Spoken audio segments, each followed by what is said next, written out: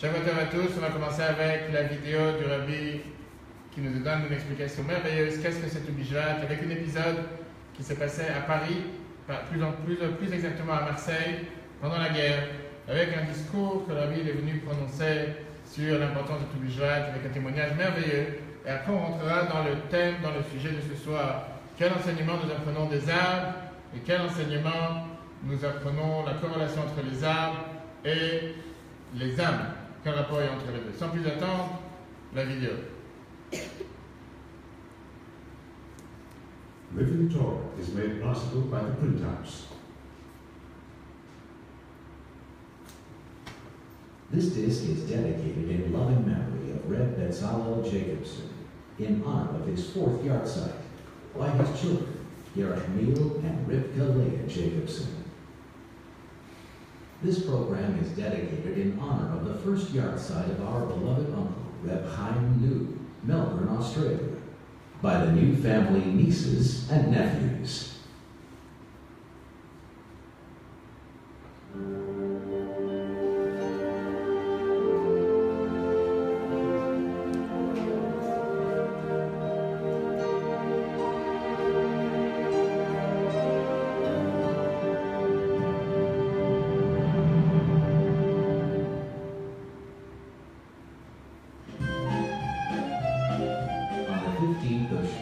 We celebrate the new year for trees. In the Holy Land, it begins the season when trees awaken from their winter sleep.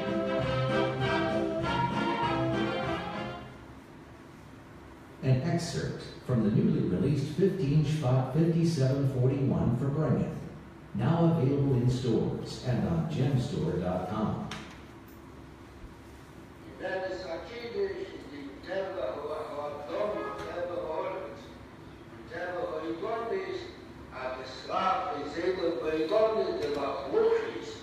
Und die Lebendigkeit verstiegt in der Wachluchis.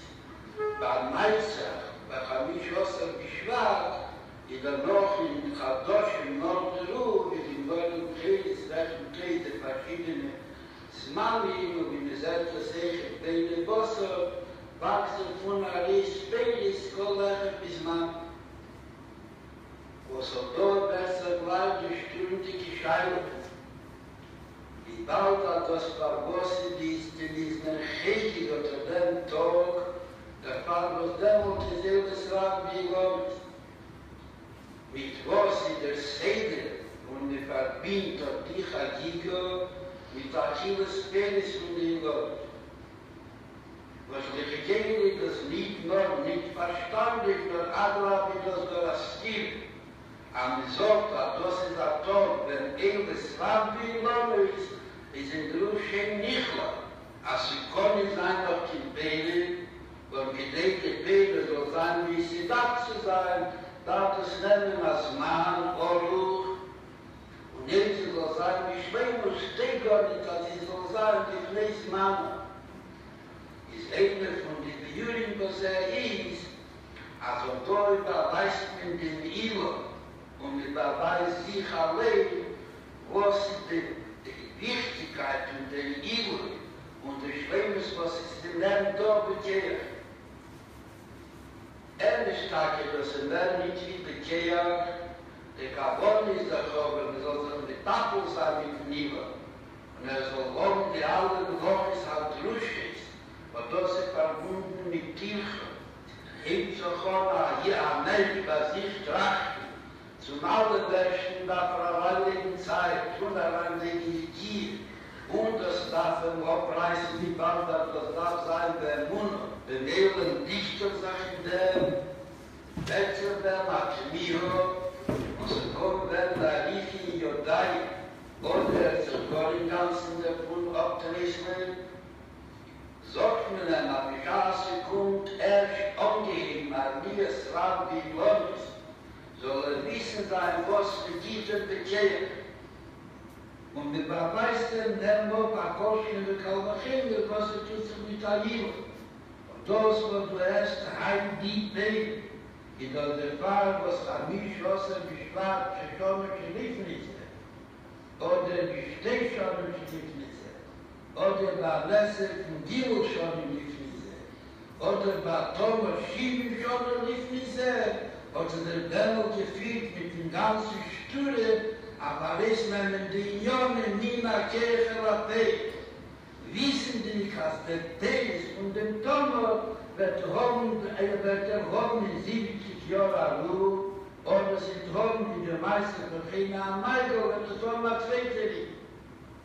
Ich stelle den Weiher, der Ordnung, was hat in sich gegen die Linie von Mesa Sode, soll der Chumri so immer und Gashmi so immer lernen oder die in der Linie, was in der Kirche, Bechol, jeden, das Volk habe ich das, als gleich wäre es auch aufgaben, dass wissen dann, dass hat am ganzen Tag für sie.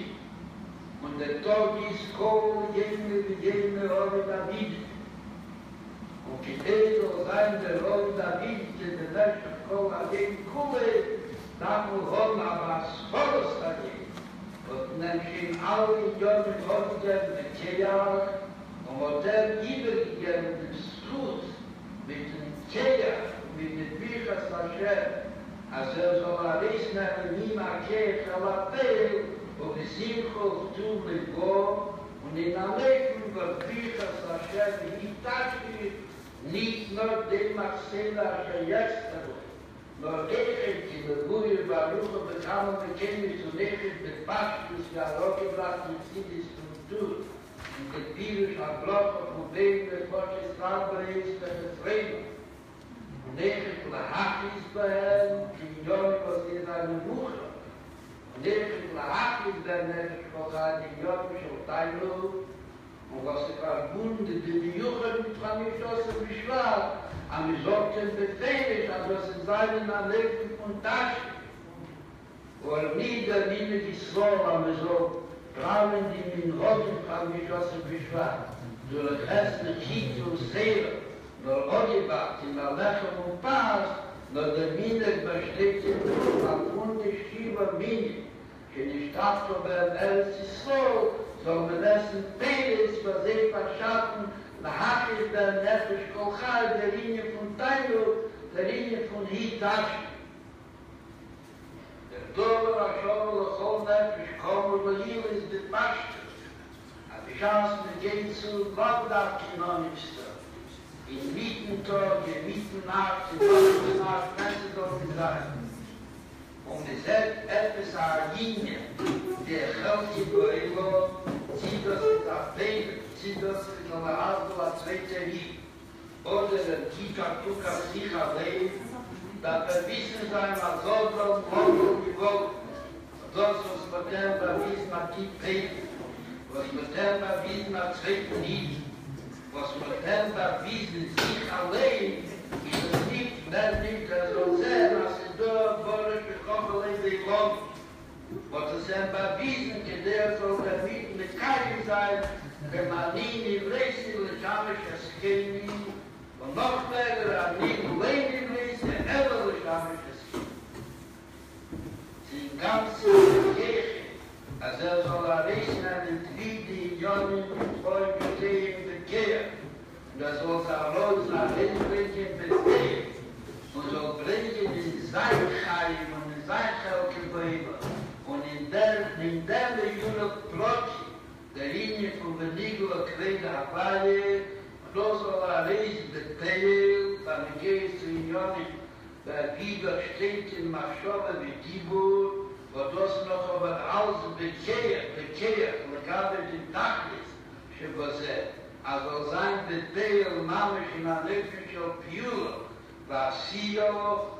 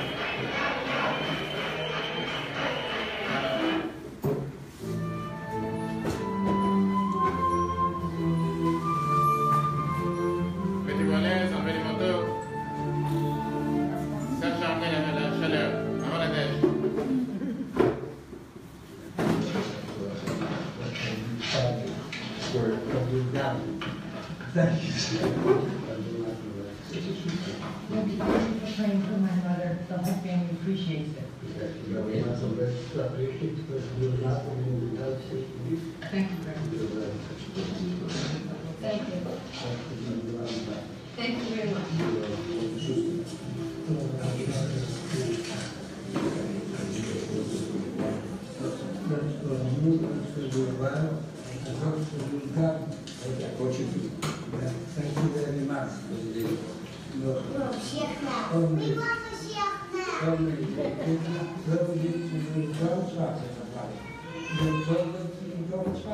Tell your grandfather about Mashiach, okay?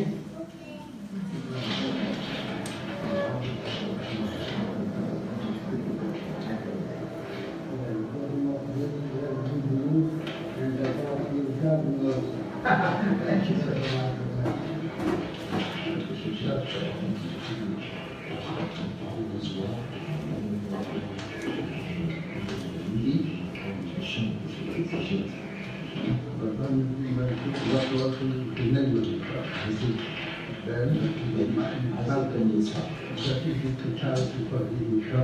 And have good news. And that is for the parents of your family. I just put you some food inside. Thank you very much. Oh, make a copy that you give for your grandfather. Okay.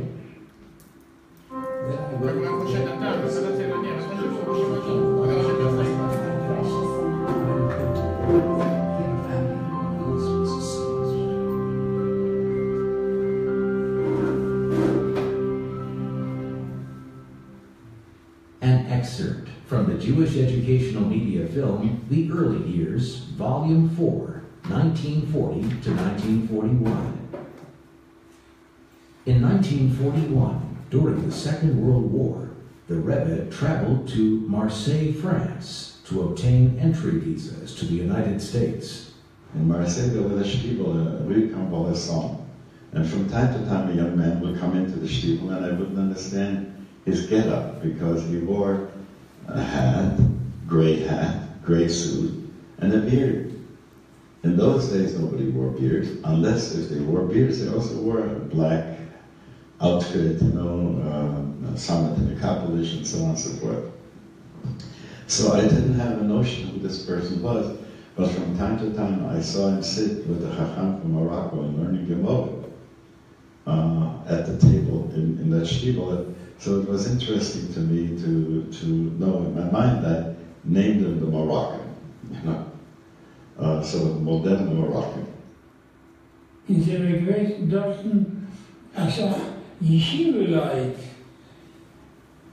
En we zijn georganiseerd zusammen. We zullen jede Nacht in Besmetrisch van 8 bis 10. Als we in Kriegszeit haben gemischt sein, alles vermacht, sind ich rausdenken an Licht. Und man soll es nicht noch kann aufsehen für Menschen. In zijn gelernt in Besmetrisch jede Nacht von 8 bis 10. Er hat so gemacht reden, keiner hat nicht gewusst, als wir sein du. Ja, und jetzt haben wir so gelernt, bis ich habe ich ein bisschen beschwert. Ich habe mich ein bisschen beschwert, am Morgen geschmissen, dann 9:30, eine halbe Stunde, und wir verbringen ein bisschen, wir machen Bruch über Peres.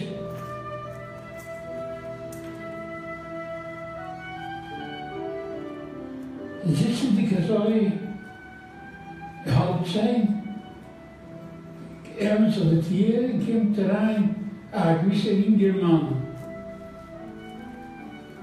Door opens up in the Moroccan comes in. And there was a long table, and here was the head of the table, and I was sitting close to the edge there. And he came in, he greeted us, Ketyantev, and took a l'chaim, there was some fruit on the table, and he said, "What's lernt you? What is it that we're learning?" We tell him we're learning Psulis. And right away he begins with Psulim and says, a wonderful Torah in which he took a mishnah and opened opened it up in such a way right away to see it not only on a deeper level, but also to give us a picture of where we were in our time. Because, as he was explaining, why not Mashkin the Bezin on Monday, because, and so therefore he says on Sunday, and what are the Gimel Yomim, and he talked about being Mevava, the Tzitzim, to bring this all up, and it's just all that I was listening, drinking the whole thing in. And then he said, but if, so it should have been in Elef HaRevi, Shnei Mashiach. But we weren't safer for that, and it was Bebchinas Almona. And Almona, as he says, the Yom HaChamishi was Dogim, but Mashiach didn't come then either. Because the last Shnei of Mashiach, so when is it going to happen? And if the Pishach and Shulcha Imchen, so it comes out as Bebchinas Grusha. And the Grusha, he says, Aliyah Mashishi, Birchas Odom. And he started to cough, which was his way, if you remember, when he was crying, he didn't want to show it. He started to cough and said, when will the Chassan be? It's so late already, Erev Shabbos. He sang some Nigunim, I remember it was a Mojit something that we sang at that time, we didn't know the others yet. And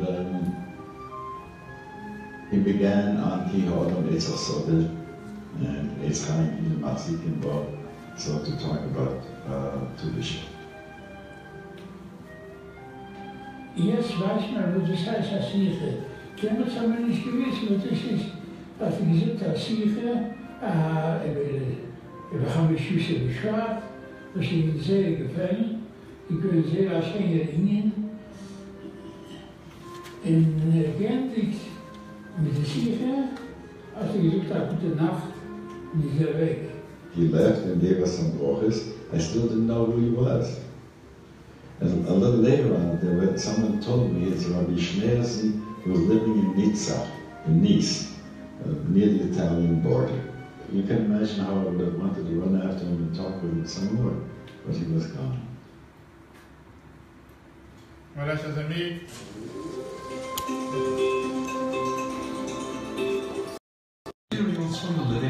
Shabbat à tous.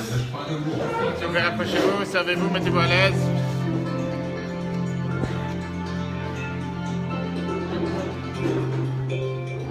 Shabbatov, cher ami. Shabbatov, s'il vous plaît, servez-vous, Mezonot, Aetz. Vous pouvez vous mettre en face, ça ne dérange pas. On va commencer par Mezonot, Aetz, Adama. Je ne sais pas s'il y a Adama, mais en tout cas, chez Akon, c'est le cher ami Dan qui va servir à tout le monde de Chaim. Et on va rentrer dans les profondeurs après avoir vu cette merveilleuse vidéo.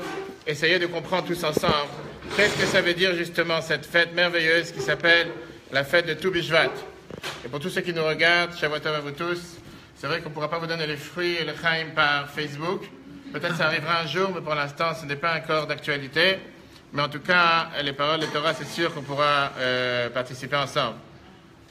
Alors, bravo, bonsoir à tous. Servez-vous, je vous en supplie, sinon on devrait vous servir. Vous avez café, thé. Commencez avec Mezonot. Dan, ça, le Chaim à tout le monde. Vous avez tous la copie, sinon vous pouvez passer les feuilles de copie à tout le monde. On va voir ensemble sur le texte. On va ensemble sur le texte, une étude passionnante, riche et intéressante de qu'est-ce que c'est cette fête de Tu B'Shvat, qui est connue sous le nom de Chamisha Asar B'Shvat, le 15 Shvat. Qu'est-ce que ça représente pour chacun d'entre nous? Et surtout, quelle est la leçon? Je crois que ça, je préfère avoir du whisky, non? Boucha, t'as besoin de te réchauffer parce qu'on dit que demain il va neiger. Il y en a même qui m'ont rappelé qu'il y a du verglas, qui est prévu du verglas. Donc, savez-vous? Les petits verres, exactement, savez-vous? Vous avez les fourchettes, les assiettes. Sur la boucha, si on fait la bracha, bien sûr. Non, la bracha sur la boucha. Ça commence. Et qu'est-ce que je voulais dire? Commencez bien sûr par Mezonot. Et après, vous avez les fruits d'Israël. Vous avez les fruits avec lesquels la terre d'Israël est bénie, qui sont le blé et l'orge. Vas-y, c'est quoi la suite, Ethan?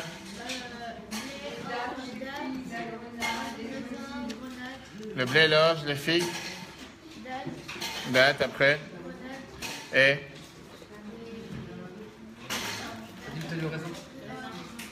Raisin, c'est tout très bien, bravo. Alors servez-vous avec tous ces fruits que la terre d'Israël a été bénie.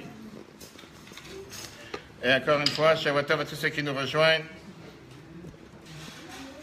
Shavua Tov, comment ça va? Assieds-toi, prends place. Prends place avant qu'il n'y ait plus de place. Ok, savez-vous, vous avez café, tes chers amis, on commence sans plus attendre, vous avez les feuilles avec vous. On va voir ensemble quelques idées derrière cette fête de 15 Shvat. Alors, qui peut me dire d'abord, comment tu t'appelles? Toi, le dernier. Non, pas toi, tu n'es pas le dernier. Toi, non, pas Jérémy, ça on te connaît. Gérald. Iron. Attendez, pardon. Eliron. Eliron? Eliron, c'est ça? Comment ça va? Mets-toi à l'aise. Hein. Non mais sérieux, sinon je vais te servir. Sinon il y a celui qui est assis à côté de toi qui va te servir. Comment tu t'appelles? Oui. Grégory. Et toi? Lior. Vous êtes cousin? Demi-frère. Bravo. Et toi? Demi-sœur?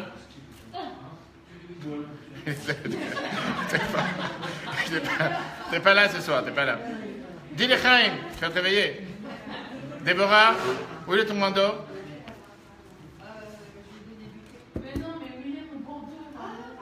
D'accord. Bon, sans plus attendre, les Chaim à tous. Tout le monde a reçu les Chaim? Tu as reçu les Chaim? Je sais pas, ça c'est très bien. Phoenix. Et toi, t'as pris le Chaim? Et c'est lui? Faut dire le Chaim, faut se réchauffer. Chers amis, on va passer au texte. Hein? Merci beaucoup.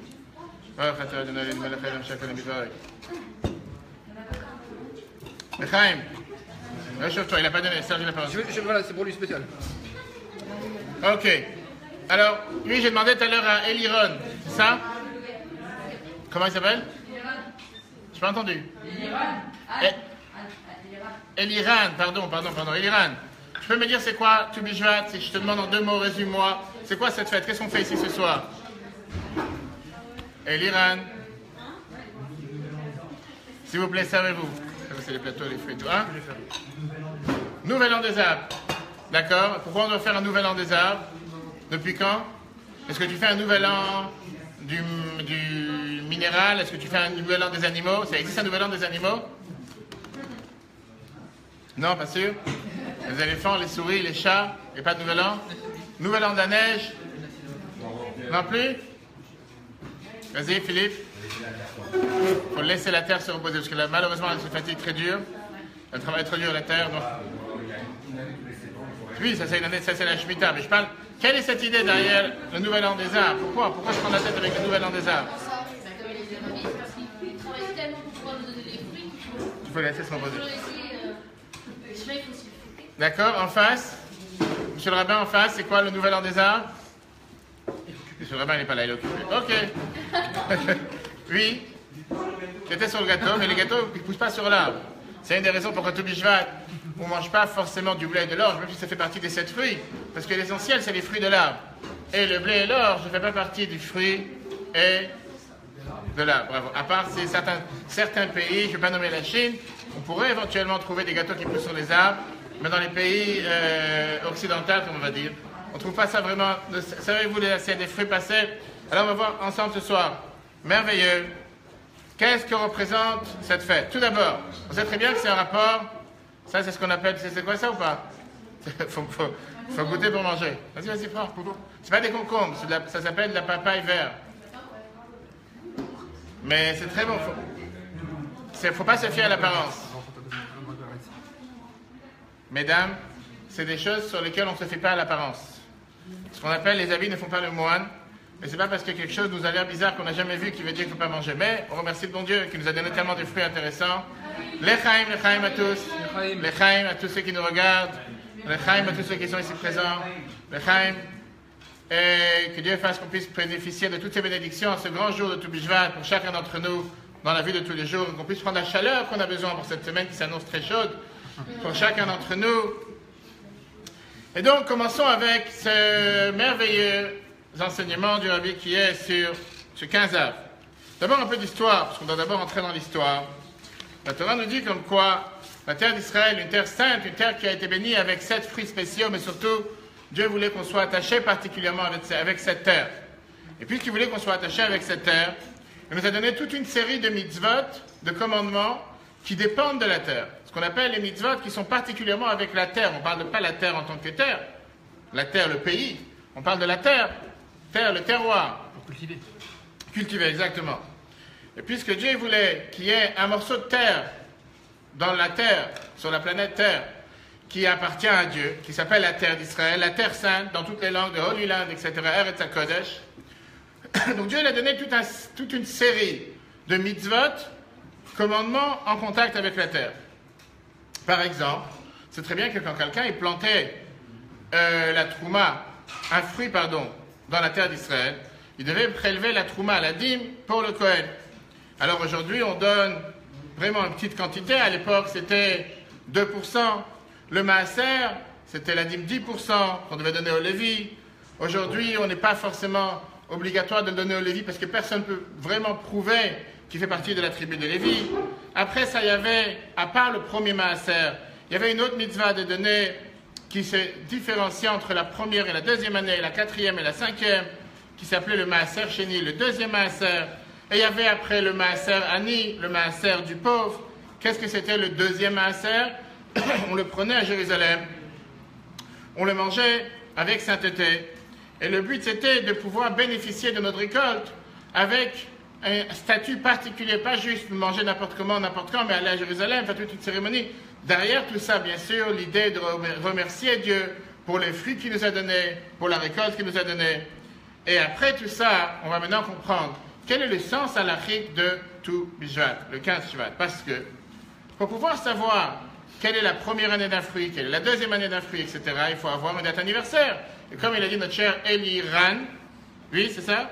Eliran, bravo, qui est date anniversaire. Et la date anniversaire, la Torah elle a décidé, comme on va voir, c'est le 15 Shvat. Le 15 Shvat, c'est la date butoir dans laquelle c'est la première anniversaire, si c'est un nouveau fruit. Deuxième, troisième anniversaire, pourquoi savoir quelle année elle a cet arbre? Tout simplement, c'est très bien qu'on ne mangeait pas les fruits des 3 premières années, terre d'Israël, ce qui est après les fruits de la Orla. On pouvait manger à partir de la 4e, mais on va commencer à rentrer dans les détails. Mais on va surtout comprendre quel est le rapport. Pourquoi la Torah elle a comparé l'homme à l'arbre, l'homme ou la femme? Pourquoi est-ce que tu t'es une fois comparé à un arbre? Est-ce qu'on t'a dit une fois que tes cheveux ressemblent à des branches? Non. Il y a certaines personnes qui ont des cheveux qui ressemblent à des branches. Qu'est-ce qu'on fait avec l'arbre, hein? Pourquoi la Torah nous a comparé à un arbre, hein? Qui c'est qui a la réponse? Pourquoi on est comparé à un arbre? Pourquoi pas autre chose? Ce matin, je l'ai dit. Qu'est-ce que j'ai dit ce matin? J'ai oublié. Qu'est-ce que j'ai dit ce matin? Vas-y. Vous avez dit qu'on était comparé à un arbre parce qu'on doit rester dans son milieu et attaché à sa racine. Exact, bravo. Mais on aurait pu nous comparer. Alors ce matin, on a vu ça. Il a bien étendu le temps. Vous pouvez l'applaudir. Bravo. C'est vrai, heureusement que tu étais là, moi tu as écouté. Parce qu'il y en a qui sont là et qui dorment. Mais j'ai pas dit non. Mais c'est vrai parce que l'arbre, ça ressemble à la racine, on est attaché à notre racine et surtout le fait qu'on doit toujours grandir. Donc ce soir, on va voir quelque chose de beaucoup plus pertinent, beaucoup plus important. Qu'est-ce que ça veut dire dans la Mishnah? On va voir. Vous avez le premier chapitre, vous avez tous reçu la feuille. J'espère que vous avez passé les feuilles à tout le monde. J'ai passé les feuilles à tout le monde tout à l'heure. Et la Mishnah, elle nous dit la chose suivante. Regardez le premier chapitre, le nouvel an des arbres. Mishnah de Rosh Hashanah nous dit la chose suivante. Quand on dit nouvel an, c'est quand même important. C'est pas juste un mot bizarre. Premier nouvel an de la Mishnah, celui des fêtes et des rois, doit être lié au nouvel an des arbres. Voilà ce que la Mishnah nous dit. Pardon. Il existe 4 Rosh Hashanah. Le premier Nissan, le nouvel an pour comptabiliser les années des rois, et le nouvel an des fêtes. Puisqu'on sait très bien dans la Torah, les fêtes sont toujours comptées par rapport au premier mois, deuxième mois, troisième mois. C'est que Pessah, Nissan, c'est le premier mois, le 15e du premier mois qui est Nissan. Rosh Hashanah, même si c'est le début de l'année, ce n'est pas le sujet de ce soir, pourquoi? Mais dans la Torah, Tishri, c'est le 7e mois. Le 7e mois, c'est le premier du 7e. Kippour, c'est le 10e jour du 7e mois, etc., etc. Donc, le nouvel an, premier Elul, le nouvel an est la date d'arrêt des comptes pour la dîme des animaux. On va expliquer ça peut-être après. Tishri, le premier Tishri, le nouvel an pour le décompte des années. Et Shvat, le nouvel an pour la dîme des fruits de l'arbre selon l'école de Shammai. L'école de Hillel, c'est le 15 Shvat. On sait toujours que dans la Torah, on ne peut jamais avoir une avis que tout le monde est d'accord avec. Quand on a quelque chose, on a toujours 2 ou 3 avis. On a ici la différence entre Hillel et Shammai. est-ce que le nouvel an des arbres, c'est le 1er Shvat ou le 15 Shvat? Arrêtons-nous un instant pour d'abord expliquer. Qu'est-ce qu'on a dit que le 1er Nissan, c'est le nouvel an des rois et des fêtes? Les rois, à l'époque, on avait l'habitude de compter la période des rois. C'est comme en France, je ne sais pas, les jours de l'élection présidentielle, c'est toujours la même. Comment nommer les nouveaux rois? En général, la date anniversaire du nouveau roi était toujours le 1er Tishri, le 1er Nissan.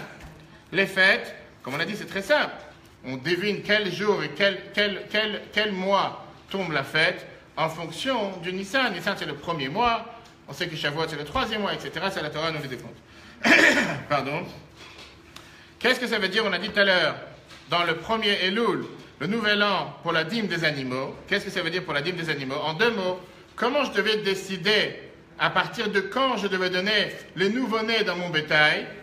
On faisait une année comptable depuis le 1er Elul, je faisais le bilan de combien de nouveau-nés j'ai eu dans mon bétail depuis le 1er Elul, et en fonction, on pouvait savoir quelle était la dîme qu'il fallait donner de ces animaux au temps du temps, bien sûr. La suite, ça veut dire par exemple, si quelqu'un a eu un bébé animal 2 semaines avant et un bébé animal 2 semaines après, ça ne compte pas pour la même année. C'est 2 années différentes. Celui qui est né le 15 Elul, ça sera reporté pour le bilan de l'année prochaine, pas de l'année précédente. Et enfin, le 1er Shvat, sur lequel on va s'arrêter ce soir, Rosh Hashanah pour les arbres. Qu'est-ce que ça veut dire pour les arbres? Comme on a dit tout à l'heure, le fait qu'on devait toujours calculer le maaser, la dîme qu'on devait amener des fruits de l'arbre, qu'ils ont poussé de telle récolte à telle récolte. Comment on calculait la dîme? On calculait d'une année du 1er Shvat au 1er Shvat, d'après une avis, l'autre avis du 15 Shvat au 15 Shvat. Quelle est la raison? C'est pas que nous sommes maintenant en période de récolte, pardon, puisqu'on sait très bien, comme j'ai demandé à Ethan ce matin, on est loin du compte, il n'y a pas de fruits sur les arbres, les choses ne sont pas en train de se pousser maintenant, ni les bourgeons sont en train de monter sur les arbres. C'est plus que la sève est en train de monter, comme la Gemara nous dit, que la majorité de la pluie de l'hiver est déjà tombée, le 15 Shvat, et donc on finit, pardon, on est en train de s'assurer comme quoi, à partir de maintenant, tout ce qui va pousser à partir d'aujourd'hui et plus tard fait partie de la nouvelle année, n'a rien à voir avec l'année précédente. Mais ce qui nous dérange, ça veut dire c'est le Chaim, Serge. Le Chaim. Ce qui nous dérange, et savez-vous, vous savez que tu as parlé tout à l'heure qu'il faut grandir, on peut grandir seulement si on mange les fruits de l'arbre. Et si tu veux vraiment ressembler à un arbre, tu dois manger les fruits des arbres. Plus tu manges les fruits d'arbres, plus tu vas grandir comme un arbre. Ce qui nous dérange, c'est pourquoi la Mishnah elle emploie le mot Rosh Hashanah. Pourquoi elle emploie le mot la tête de l'année? Numéro 1. Numéro 2, le fait que la Mishnah met tous les Rosh Hashanah ensemble, ça veut certainement dire qu'il y a ici un point commun entre les 4.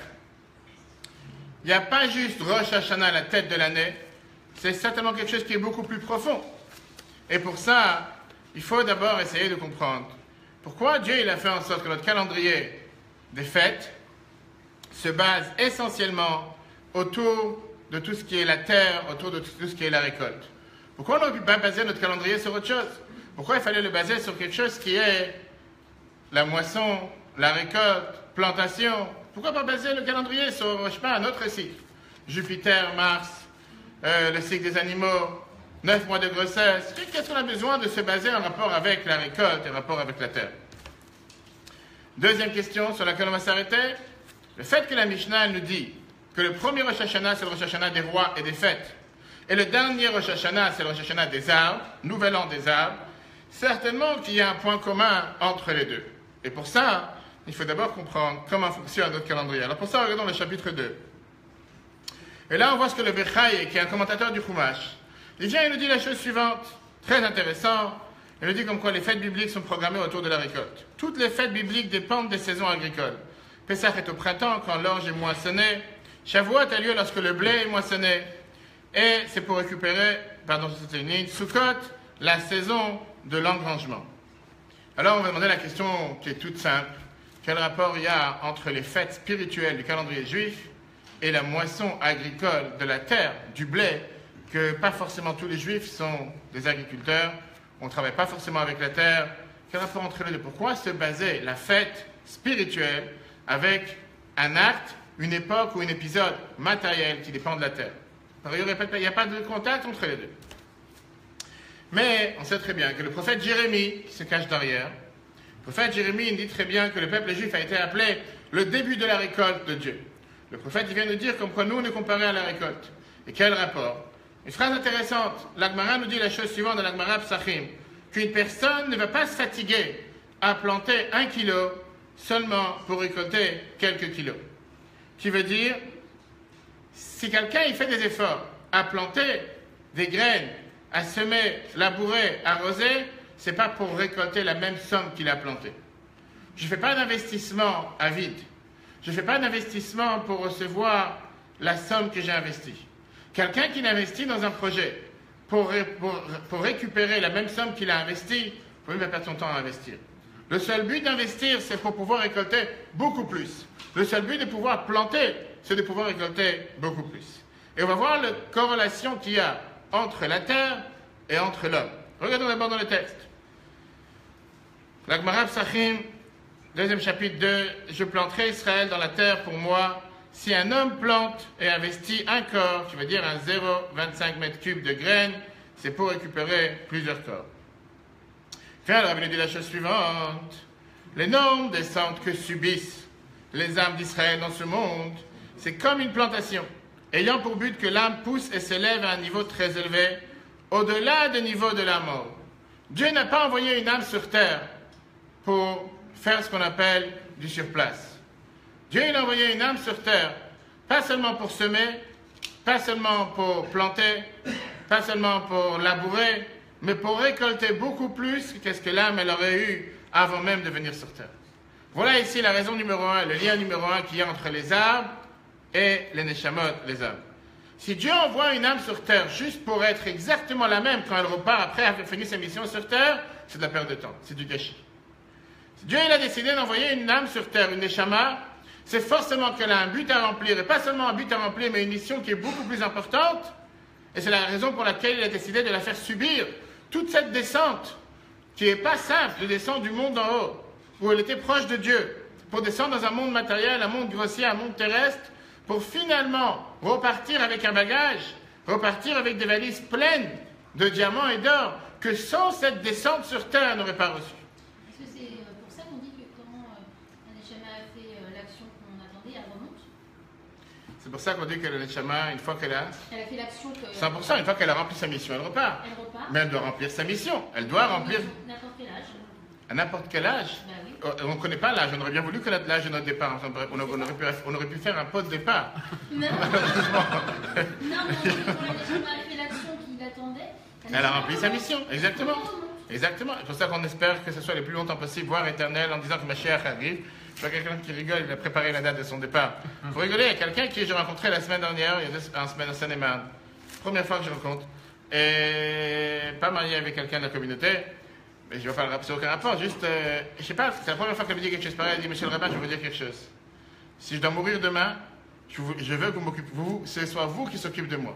Je fais, excusez-moi, mais pourquoi penser à la mort? Pour voir en vivant, vous êtes encore jeune. Vous avez encore au moins 70 ans à vivre. Ah non, mais je vous préviens, c'est la première, ça c'était le bonjour, c'était le bienvenu. En général, j'ai pas souvent des gens pareils, mais bon, il y a des gens qui pensent à ça tous les jours, comment ils font leur pot de départ, comment ils se préparent, etc.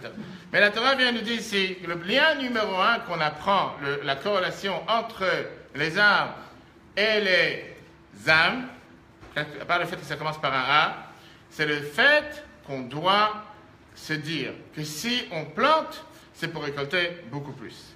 Si Dieu il a envoyé notre neshama sur terre, notre âme sur terre, ce n'est pas pour faire du surplace. Ce n'est pas pour glander, ce n'est pas pour rien faire, ce n'est pas juste pour se suffire du minimum syndical. Mais c'est pour agir encore beaucoup plus, pour remonter en haut, après qu'on a rempli sa mission à 120 ans, avec beaucoup plus d'élévation, beaucoup plus de niveau que c'était avant. Alors, maintenant on va voir ensemble comment le faire. C'est simple, c'est très beau à dire, mais comment on le fait concrètement. Et vous allez voir que le Rabbi va nous analyser.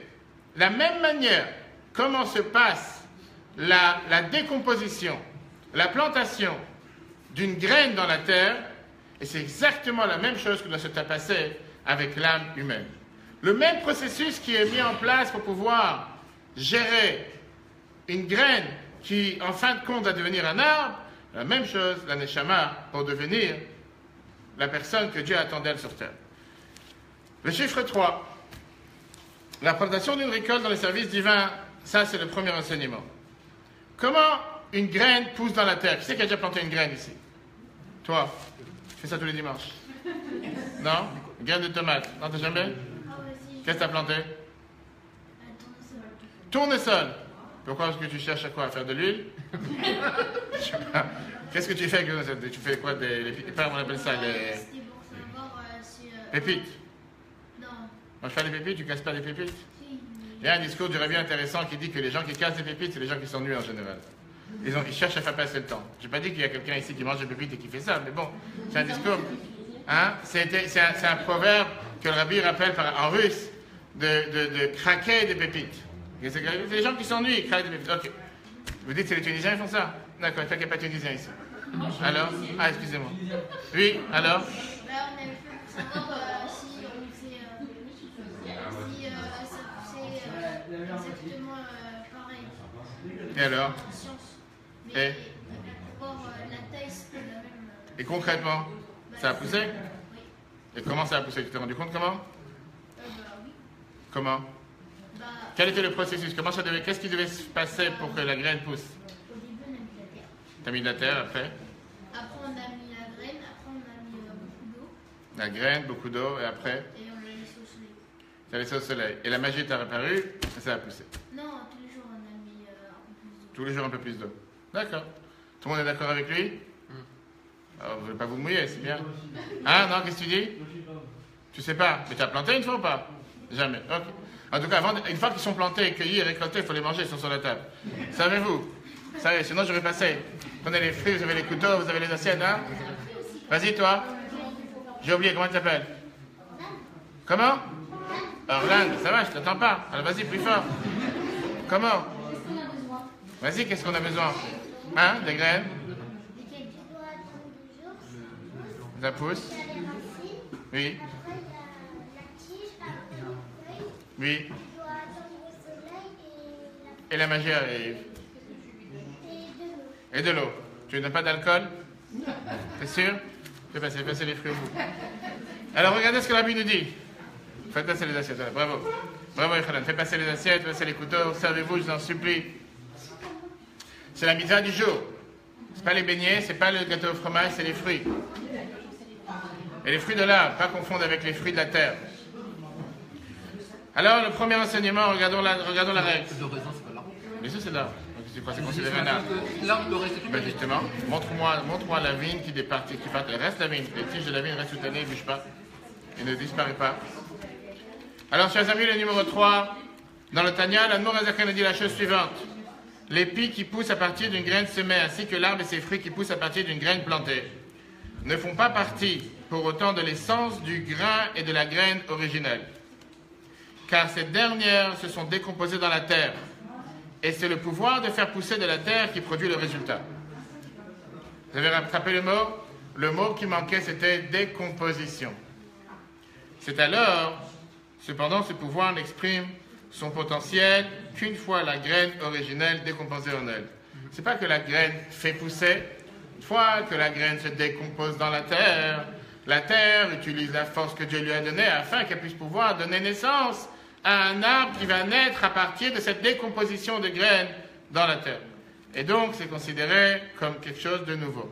Regardons qu'est-ce que le rabbi nous dit par rapport à l'âme. De même, l'âme ne peut pousser que si l'homme est dans un esprit de soumission, comme une décomposition. C'est alors que l'âme pousse incommensurablement comme une nouvelle existence. Pour que l'âme puisse rendre et faire son service de Dieu sur terre, ne peut pas se suffire en étant présent avec un ego indégonflable, mais il faut que ça soit avec une soumission totale à la volonté de Dieu. Si vient une personne et dit « moi je suis là sur terre, et moi j'existe, et moi j'ai mes désirs, et moi j'ai mes besoins, et moi j'ai mes envies, et moi je dois remplir ce que moi je veux », et après on va chercher à comprendre qu'est-ce que Dieu il veut, Dieu lui dit « t'as compris, t'as raté ton train, t'as raté la mission sur terre ». Le but numéro 1, pourquoi Dieu il envoie une neshama sur terre, pourquoi il envoie une âme sur terre comme l'arbre, si la graine elle dit « je ne suis pas d'accord à être décomposée, je veux rester telle qu'elle », et la terre a qu'à faire pousser du néant, ça ne marchera pas. La graine doit être prête à être décomposée pour pouvoir donner naissance à un nouvel arbre. La neshama, ça ne veut pas dire qu'elle se décompose dans le corps, mais quand la neshama, elle descend sur terre, la première des choses qu'elle doit dire, je me soumets à la volonté de Dieu. Oui, j'ai mes propres désirs, pourquoi? Il ne faut pas oublier que la neshama, elle vient de Dieu depuis le départ, c'est une parcelle divine. Sauf qu'elle rentre dans un corps, et le corps n'est pas forcément une parcelle de Dieu. Là, il y a la cohabitation presque impossible que Dieu a fait en sorte qu'une neshama descende dans un corps. Le corps a ses désirs, la neshama, elle a ses désirs. Et voilà la guerre qui commence tous les jours, 24 heures sur 24, 7 jours sur 7, 365 jours, 120 ans. Le corps veut faire une chose, l'âme veut faire autre chose. Le corps préfère dormir le matin, l'âme préfère prier. Le corps préfère manger n'importe où. La neshama lui dit, fais attention à ce que c'est caché ou pas.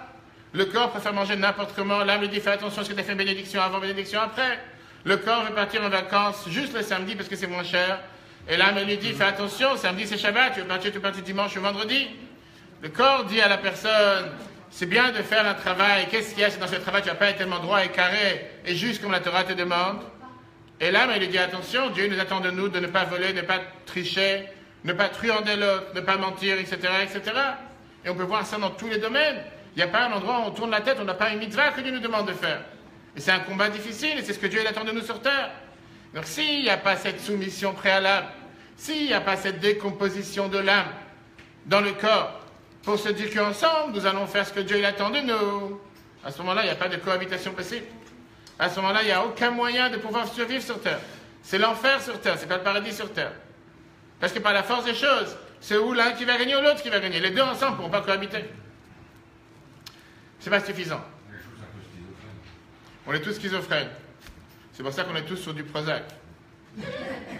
La deuxième enseignement. La plantation d'une récolte dans le service divin, c'est que quelqu'un qui va travailler en étant à moitié endormi, il ne faut pas qu'il aille travailler.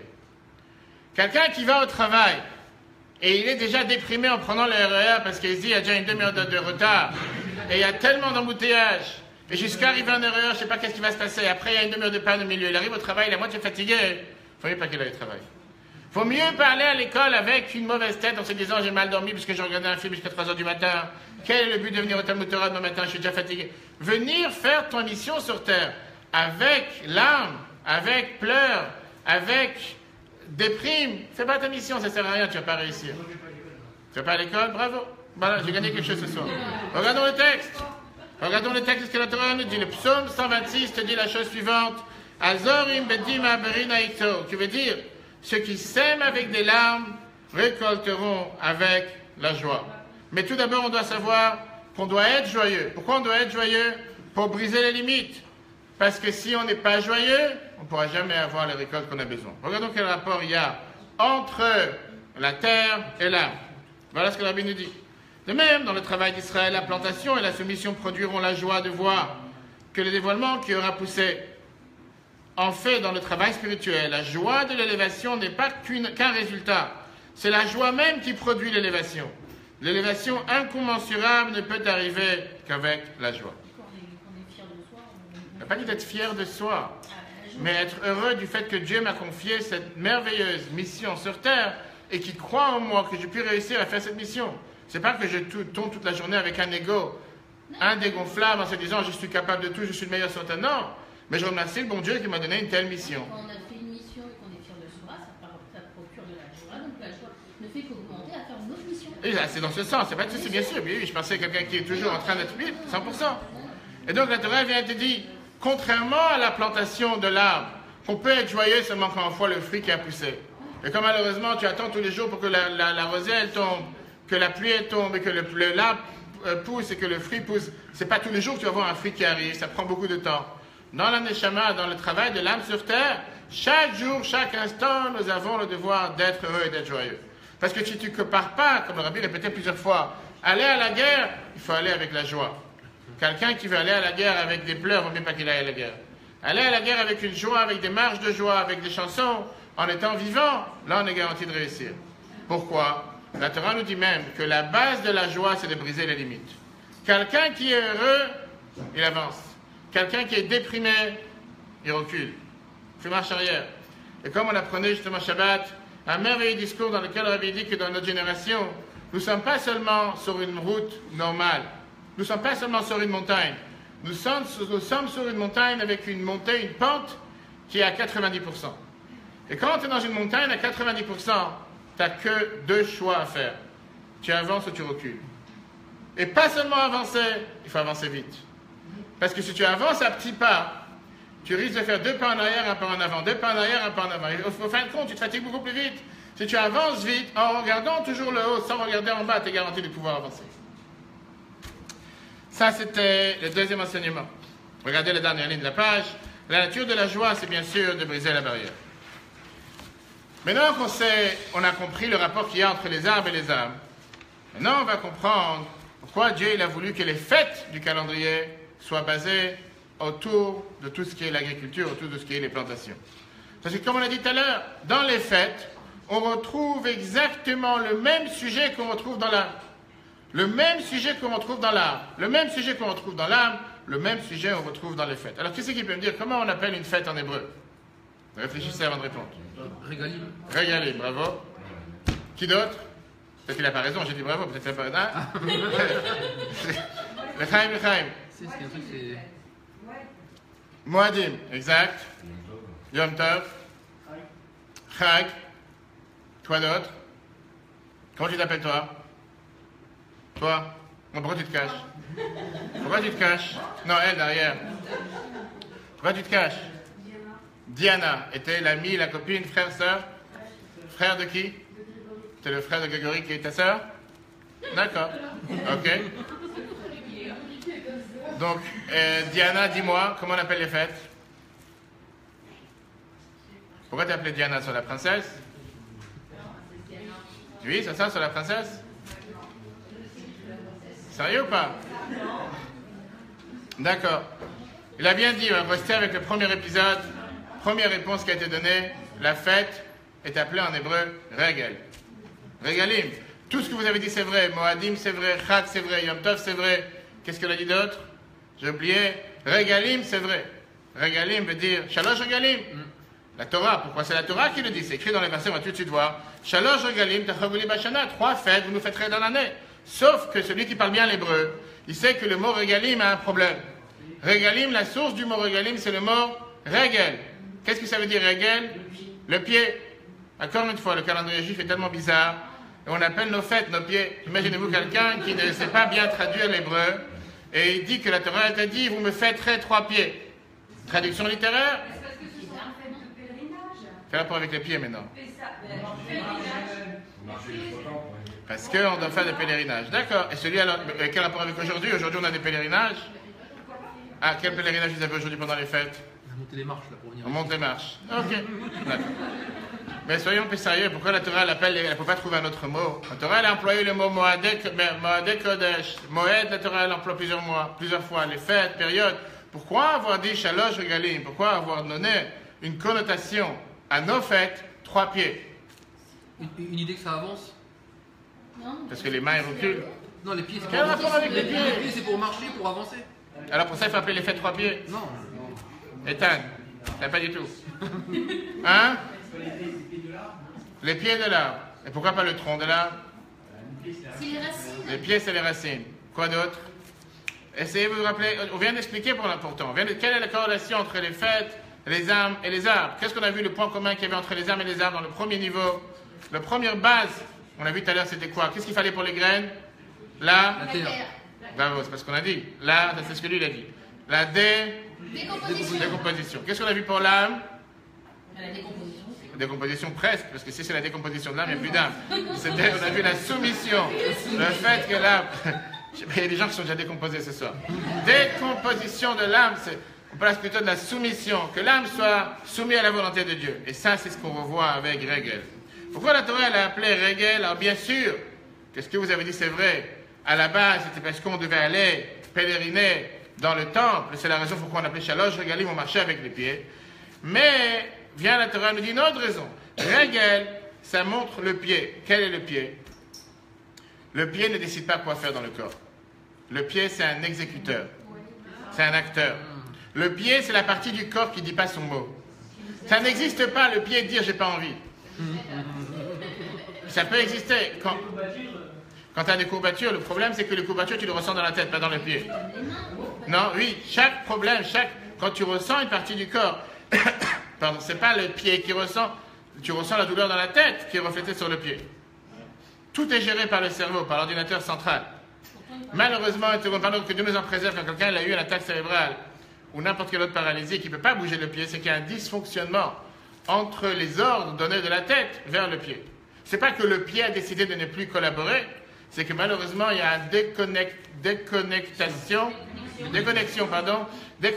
entre la tête et le pied, ce qui fait que la tête envoie la commande, mais le pied ne réalise pas la commande. Que Dieu nous en préserve. Oui, c'est comme les mains. Oui, sauf que vous avez 100% raison, mais je parle, mais les pieds, c'est ce qui stabilise l'homme, c'est ce qui tient l'homme, c'est ce qui fait bouger l'homme. Et en général, le pied, c'est ce qui est l'exécuteur, la force exécutive de la personne. Et alors, quel rapport? Oui. On marche avec les pieds. Tu marches avec la tête? Non, on peut marcher avec les mains. Donc c'est normal. Évidemment, moi j'ai déjà vu des gens marcher avec les mains. Au cirque. C'est marrant aussi, tu en vois tous les jours. Tu en vois tous les jours. Je parlais avec un ami Ashler du Rabbi la semaine dernière qui a glissé sur le verglas en Ukraine et qui s'est cassé un os, pas juste un pied, il s'est cassé un os du pied, il a dû être héliporté en Israël en urgence pour une opération. Et je l'ai appelé parce que j'étais en Israël pour les 40 heures pour le voyage, Solidarité, vous avez pu voir la vidéo. Et donc j'ai dit, je vais passer à l'hôpital le visiter. Il m'a dit, non, je viens de sortir de l'hôpital, je vais voir comment ça va.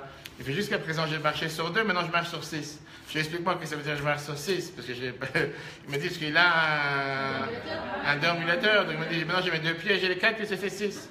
Parce que la Torah, elle appelle les animaux qui marchent sur 4.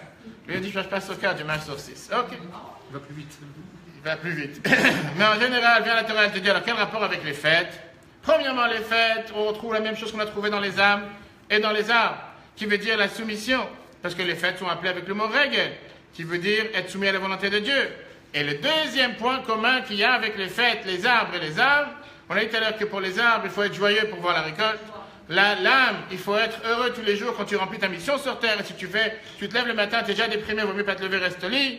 Pareil avec les fêtes, la Torah nous dit que la définition même des fêtes, Moadim le Simcha. Qu'est-ce que ça veut dire Moadim le Simcha? Les fêtes, on doit être joyeux. À part bien sûr la fête de Sukkot, dans laquelle toute la fête est autour de la joie. On voit que les fêtes par excellence dans la Torah, ce ne sont pas des fêtes à déprimer, comme on peut avoir dans certaines autres religions. La Torah te dit que les fêtes égale la joie. Quelqu'un qui fait une fête et qui n'est pas joyeux, vaut mieux qu'il ne fasse pas de fête. Regardons le texte. 5. Les fêtes, la soumission, pied et joie. D'un côté, les fêtes bibliques ont pour titre régalim, pèlerinage, et qui provient du mot régel, le pied, ce qui indique la soumission et le fait d'accepter le joug divin. D'un autre côté, ces fêtes sont appelées la fête de joie, pour indiquer la joie qui se dévoile lors de l'élévation, lorsque ça pousse. Et c'est exactement le même rapport qu'il y a avec les trois.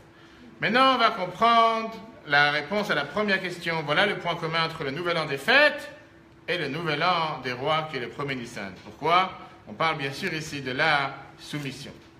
On a vu tout à l'heure que le point commun qu'on avait avec les fêtes en général, c'était l'arbre et les âmes, c'est le fait qu'on doit d'abord être soumis, ou la décomposition de la graine. Regardons le point commun dans les 6 entre le nouvel an des fêtes et les rois, puisqu'on a dit qu'il y avait un rapport entre le premier Rosh Hashanah que la Mishnah elle a dit, et le dernier Rosh Hashanah, le dernier nouvel an que la Mishnah elle a dit. Le rôle d'un roi d'Israël est quoi? C'est d'apporter chez tout le peuple juif la soumission à Dieu. Étant donné que le roi est au summum de l'élévation, il peut élever les Juifs à un niveau plus élevé que celui auquel ils seraient arrivés par leurs propres moyens, à l'image d'un produit qui pousse, qui est une nouvelle création. Le même rapport qu'il y a entre le roi, que le roi a son but et son rôle de faire en sorte que les peuples juifs soient soumis à la volonté de Dieu. Et ça même, c'est la raison pourquoi il est le roi, pour enseigner la Torah au peuple juif, pour faire en sorte que le peuple juif fasse ce que Dieu lui demande. Voilà le rapport qu'il y a entre le premier Rosh Hashanah de la Mishnah, qui est le Rosh Hashanah des rois, et le Rosh Hashanah des fêtes, qui est Tu B'Shvat. On va tout de suite rentrer dans le sujet de Tu B'Shvat, qui nous montre le rapport avec la graine qui doit être décomposée, qui nous montre le fait que la Neshama sur terre doit être soumise à la volonté de Dieu, et qui mieux pour pouvoir instaurer une telle soumission auprès du peuple juif que le roi, que tout son rôle c'est justement d'élever le peuple juif au service de Dieu. Ok. Maintenant, on va commencer à rentrer dans les détails, puisqu'on a dit ça, c'est la règle générale. La note générale, c'est que tous les fêtes dépendent de la joie, tous les fêtes doivent être joyeuses, mais on voit néanmoins que dans les fêtes, il y a différents niveaux de joie. On est très d'accord, on est tous d'accord sur le fait que les fêtes ne sont pas tous avec la même joie. Arrive la fête de Pessah, en général, les femmes disent c'est l'enfer. Les hommes disent, va savoir, je sais pas, ils sont pas encore sortis d'Égypte. Même si c'est pas vraiment l'enfer, c'est la plus grande joie, on est sorti d'Égypte, on sort d'Égypte chaque année. Mais on sait très bien que la Torah n'a pas donné le devoir d'être joyeux, avec une mitzvah d'être joyeux, parce que c'est le titre même de la fête, sauf à Sukkot. Sukkot, c'est appelé Zman Simchaten, ou le temps de notre joie.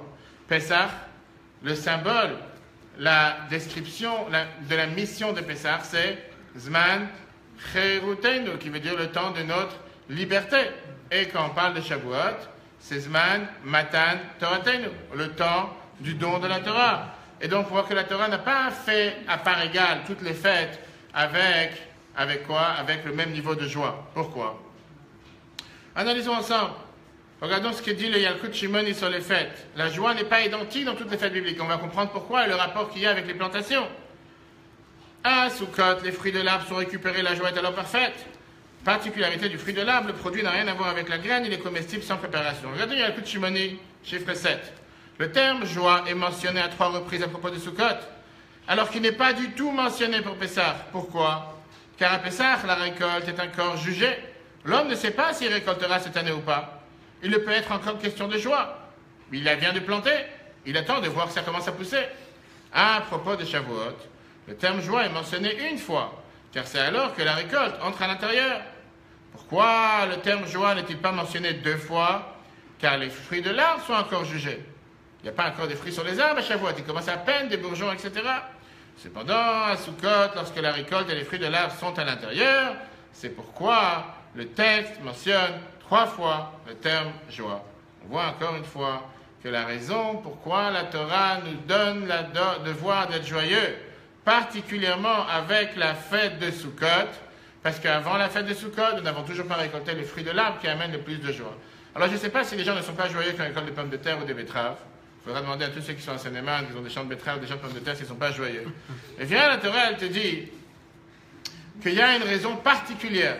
Pourquoi, justement, à la fête de Sukkot, la Torah te donne 3 fois le devoir d'être joyeux, alors que Pessah, 0 fois, Shavuot, 1 fois, parce que seulement à Sukkot, les fruits de l'arbre sont là. Et comme les fruits de l'arbre sont là, pour ça, on est joyeux. Alors qu'avant ça, on n'a pas vraiment une joie. Pessah, il n'y a aucune récolte. Et Sukkot, Shavuot, on commence à voir la récolte. Donc on voit encore une fois ce rapport qu'il y a entre la terre et les fêtes, jusqu'à ce que dans le devoir que la Torah nous donne, comment on doit être joyeux. Mais là, on va répondre à la question. Pourquoi on n'est pas joyeux quand les pommes de terre ils poussent? Pourquoi on n'est pas joyeux quand le blé il pousse? Pourquoi la Torah ne te dit pas d'être joyeux quand les céréales ils poussent?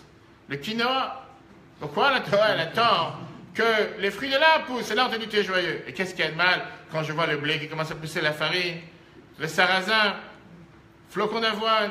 Va savoir. Tellement de céréales, tellement intéressant que Dieu l'a créé sur terre. Ça ne rend pas joyeux la personne. Qu'est-ce qui peut rendre joyeux la personne? Seulement quand il voit des fruits sur un arbre. Et si quelqu'un n'a pas d'arbre, il n'a que des champs de blé, que des champs de betteraves, que des champs de maïs. Pourquoi il ne serait pas joyeux? Quelle réponse? Réfléchis un instant, c'est très très simple. Quelle réponse? Pourquoi seulement les fruits de l'arbre rendent heureux une personne? Et pourquoi les pommes de terre ne rendent pas heureux? Parce qu'on sait que l'arbre a dû travailler. Et les pommes de terre, non. Mais non, c'est juste C'est juste la bêtise, bien sûr. Tu mets une fraise, ça pousse du fraise, c'est facile. L'arbre fait créer le fruit. Et La pomme de terre, c'est par une graine. Ou par un, je sais pas quoi. Et l'arbre, c'est par quoi? Non, le fruit de l'arbre. L'arbre fait créer une fruit. Et par quoi? Par une graine au départ. Et le blé? Pareil. C'est et le blé, c'est quoi? C'est sauvage. Et le blé? Pourquoi pas? Tu vois le blé complet? Tu prends le blé complet, tu manges tout de suite. Alors? Personne? Vas-y. Grégory? C'est habituel. T'es jamais heureux quand tu manges des frites? Alors? Ça devrait te rendre heureux. Est-ce que quand tu manges des frites, t'es joyeux? Oui ou non? Alors quel rapport avec les fruits? Mais non. Moi je peux te dire, tu parles avec des enfants. Quand tu leur donnes des frites 24 heures sur 24, 7 jours sur 7, ils dansent de joie. Tu leur donnes des fruits de l'arbre, ils ne regardent même pas les fruits. Ils ne sont pas si heureux que ça. Et même Serge, il est d'accord. Des frites, des chips. Il y a tellement de choses qui poussent de la terre qui sont merveilleuses. Tu as besoin d'avoir un arbre, tu as besoin d'avoir des fruits de l'arbre pour te rendre joyeux. Et la réponse, elle est très très simple. Diana. C'est Diana? Ça va? Tu as une idée? T'aimes les frites? Qu'est-ce que tu préfères, les frites ou les fruits? Une question, je te demande. Frites ou frites? Si quelqu'un... Frites, pourquoi? Bah, c'était bon à manger. Et les fruits, non? Bah, si, mais. Alors pourquoi tu choisis les frites? Je te demande une question, pourquoi tu... J'aime bien les deux en fait. Ah, t'aimes bien les deux, d'accord? Non, tu m'as consolé. Ok. Je m'inquiétais, tu me disais peut-être seulement les frites et pas les fruits, c'est un problème. Jérémy, les joints, c'est des fruits ou des frites? Ou des frites? Quel bracha on fait sur un joint? Chez Akol, pourquoi? Ah bon? Ça dépend. Pourquoi tu sais pas ce que c'est un joint? Ça pousse de la terre. Ça pousse de la terre? C'est des plantes? Bah oui. Un arbre? C'est un dama. Ça dépend si ça pousse sur un arbre ou sur la terre. Mais en règle générale, t'as jamais vu quand ils viennent déraciner les bottes de joint? C'est pas des arbres, on va pas faire un être, mais un dama, tu peux faire un dama. Le problème, c'est pourquoi on fait pas une bracha sur un joint? Parce qu'on mange pas.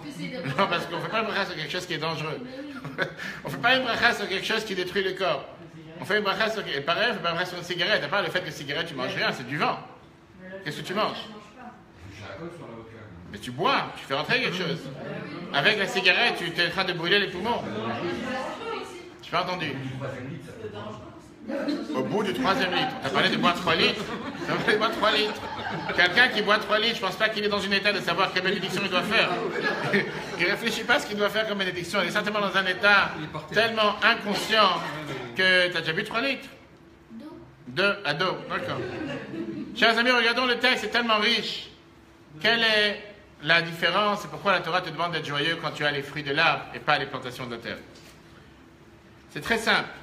Avec la terre, quand tu plantes une graine, la graine que tu as plantée, c'était une graine que tu étais capable de manger. Tu aurais pu très bien l'utiliser et la manger. Prenons un exemple, tu as planté du blé. Les graines de blé que tu as plantées, si tu ne les aurais pas plantées, tu les aurais mangées. Oui ou non? Allô? T'es là? Déborah, t'es là? Vas-y, tu me réponds, t'es pas sûr. Alors, d'abord, je te demande, regardez, après tu dis. Les graines de blé que tu plantes, tu aurais pu les utiliser sans les planter? Oui. Les graines de pommes que tu as plantées, tu peux les utiliser sans les planter? En deux mots, ils servent à quelque chose? Rien. Voilà toute la différence. Dans ce qui est la terre, si tu ne les aurais pas plantées, tu aurais pu les utiliser, donc tu ne ressens pas vraiment quelque chose de nouveau, une nouvelle création, une nouvelle existence. Alors que dans l'arbre, tu ressens parfaitement quelque chose de nouveau qui vient d'être créé. Alors je ne sais pas comment on plante des graines de pommes de terre. Pour revenir aux frites. On jette des pommes de terre. Tu prends une pomme de terre et c'est la graine. C'est elle-même la graine. La pomme de terre elle-même, elle gère. Elle est même la graine. Et les fraises.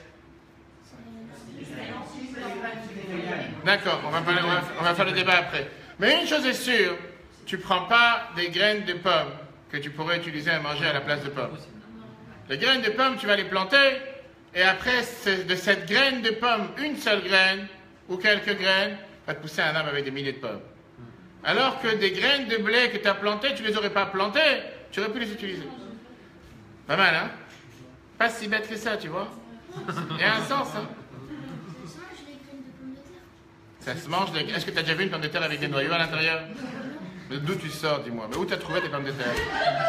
D'où tu achètes les pommes de terre? En Chine? Où tu as trouvé les pommes de terre avec des graines? Il n'a jamais vu une pomme de terre. Malheureusement. Il n'a jamais vu germer, en fait. Mais tu as déjà vu une graine avec des noyaux? Une pomme de terre avec des noyaux? C'est sûr, demain regarde à la maison, quand on mange une pomme de terre, regarde, c'est pas des noyaux à l'intérieur. Tu m'amènes un? Non, il n'y a pas. Enfin, on ne mange pas une graine de pomme, mais on ne mange pas par exemple, je sais pas, une graine de. Je m'endors là. Vas-y. Bah, c'était quoi? Parce que j'ai pas compris. Une pomme de terre a un noyau? Non. Non, d'accord. Alors, comment tu plantes la pomme de terre? Alors, je t'ai dit, on vient de dire, tu plantes des pommes de terre et ça fait pousser des pommes de terre. Oui ou non? Regarde, il a déjà fait. Demain, tu fais l'expérimentation.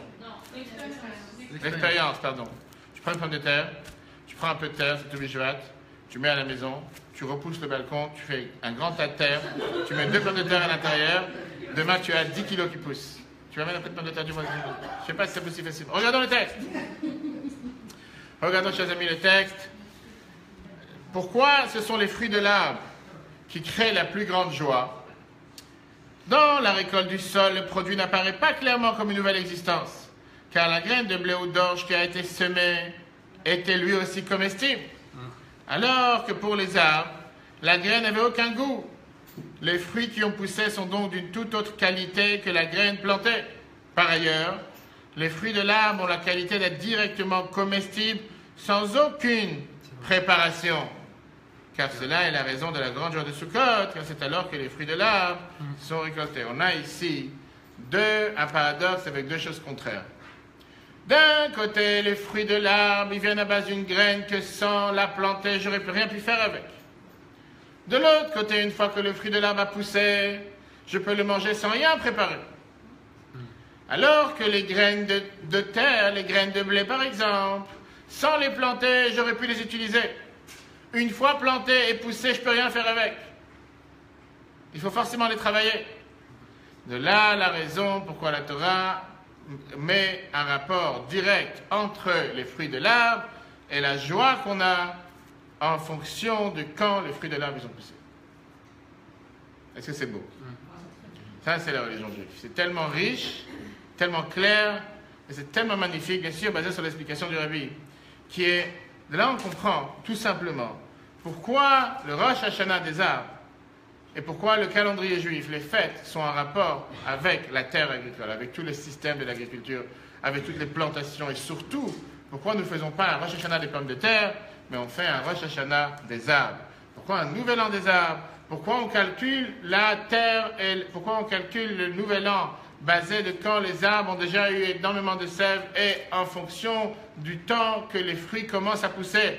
C'est en ces fonctions que la Torah dit s'il faut être joyeux ou pas. À Pessah, la Torah n'emploie pas une seule fois le mot joyeux. À Shavuot, une seule fois. Et à Sukkot, dans lequel on est déjà en automne, on a déjà commencé à avoir les récoltes des fruits. Là, on peut être vraiment joyeux. La Torah te dit 3 fois d'être joyeux. Pourquoi? Parce que la vraie joie, on la voit majoritairement quand on a la récolte des fruits des arbres. Pas confondre, on n'est pas en train de dire que quelqu'un qui récolte du blé, ou qui récolte des pommes de terre, ou qui récolte des betteraves ou du maïs, il n'est pas heureux. Mais la Torah nous dit que la vraie joie, on la trouve dans les fruits de l'arbre. Ok. Maintenant, on va terminer avec le point principal avec lequel on a commencé. Pourquoi la Torah compare l'homme, l'être humain, à l'arbre? Une fois qu'on a compris c'est quoi la qualité de l'arbre, une fois qu'on a compris c'est quoi le but de la mission sur terre que chacun de nous a avec le Neshama, une fois qu'on a compris pourquoi et comment fonctionne la décomposition de la graine dans la terre pour pouvoir donner naissance à un arbre, la Neshama doit être soumis aux volontés de Dieu pour pouvoir faire en sorte que quoi? Qu'on puisse faire ce que Dieu demande et qui est la cohabitation entre l'âme et le corps. Maintenant, on va comprendre pourquoi la Torah, elle te dit, quand elle te donne les lois de ne pas détruire une ville, de ne pas détruire un arbre fruitier, la Torah te dit, tu sais pourquoi tu n'as pas le droit de couper un arbre fruitier? Parce que l'homme est l'arbre des champs. Moi, j'allais dire, qu'est-ce que tu as mélangé, le blanc et le noir? Quel rapport entre eux?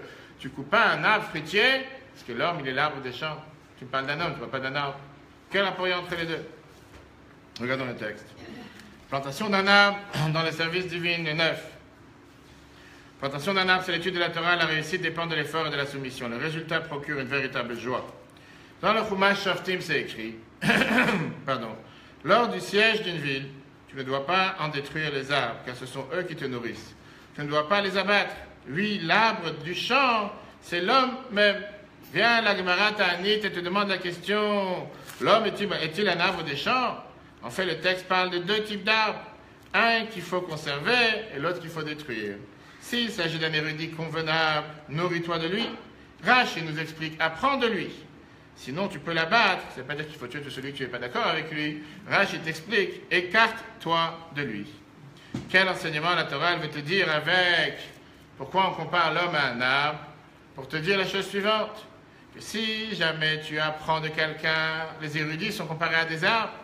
Si c'est quelqu'un qui est un érudit et qui est pieux, à ce moment-là qui est convenable, tu dois apprendre de lui. Si c'est quelqu'un qui n'est pas convenable, qui n'est pas érudit, qui se fait passer pour un érudit mais qui ne l'est pas, tu dois t'écarter de lui. Une seconde. Et la Torah te dit qu'on apprend la personne qui il est par rapport à son comportement. En fonction du comportement de la personne, on peut comprendre qui la personne elle est. Et c'est très simple. Si tu vas chez un docteur et qui te dit, monsieur le rabbin, il faudrait faire un régime parce que vous êtes déjà overweight, pour pas dire overdose pour ceux qui sont assis au bout. Et tu vois que ce docteur qui te dit ça, lui-même, il est un peu déjà overweight. Tu te dis, il n'y a pas forcément grand espoir à croire ce qu'il est en train de te dire. Ou bien si tu vas chez un docteur et qui te dit, il ne faudrait pas fumer parce que la cigarette, c'est mauvais pour la santé, il dit ça avec les cigarettes dans la main, tu dis que certainement, il ne sait pas exactement qu'est-ce qu'il est en train de dire. Viens, la Torah te dit la même chose pour apprendre la Torah. Tu peux savoir si la personne c'est un érudit en fonction de ses comportements. Et c'est seulement comme ça que tu peux savoir si tu peux apprendre de lui ou pas. En fonction du comportement de la personne, tu peux comprendre quelqu'un qui te dit qu'il faut aimer chacun comme soi-même et que toute la journée il se bagarre avec tout le monde. Il y a un problème. Qu'est-ce que ça veut dire aimer chacun comme soi-même? Peut-être il a fait passer le soi-même avant chacun. Mais au final, viens, c'est ce que la Torah te dit par rapport à pourquoi la Torah elle a comparé l'homme à l'arbre. Pour te dire que si c'est un arbre pieux, un arbre qui donne des fruits, ça veut dire qu'un érudit qui sait apprendre et qui sait enseigner et qui a des bonnes qualités et un bon trait de caractère et qui fait ce qu'il dit, pas seulement il prêche et il fait le contraire, à ce moment-là, apprends de lui. Et sinon, n'apprends pas de lui. Alors, elle a demandé, qu'est-ce qu'on fait avec un arbre qui est malade? Ben, on le soigne. Qu'est-ce que tu veux que je te dise? Tu le coupes. Mais on le coupe sans toucher à la racine. Tu peux, non, 100%, un arbre qui est malade et qui ne donne pas des fruits, qui a un poison et qui risque d'empoisonner le reste de la plantation, c'est sûr que tu peux le couper. On ne parle pas de ça. On ne parle pas d'un arbre qui est malade. Après, rappelez-moi, je vais raconter deux histoires. Je viens de me rappeler les deux histoires avec un merveilleux miracle que le rabbi l'a fait avec un shliach qui avait un arbre qui le dérangeait énormément et qui devait construire un betrabat et que c'était un arbre fruitier. Et on n'a pas le droit de couper un arbre fruitier. Il fallait faire quelque chose. Vous allez voir le miracle. Et après, par rapport à l'enfant. Mais d'abord, terminons. Viens, le rabbi termine. Dans l'étude de la Torah, on peut ressentir que la réussite dépend de l'effort fourni. Comme il est dit, tu as cherché, tu as trouvé.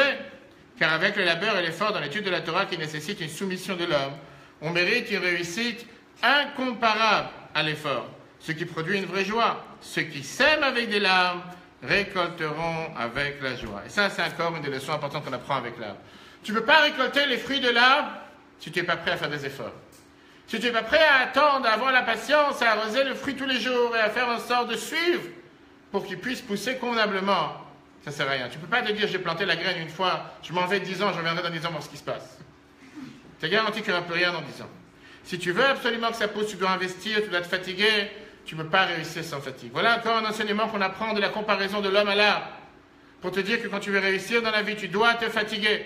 Sans fatigue, tu ne pourras jamais réussir.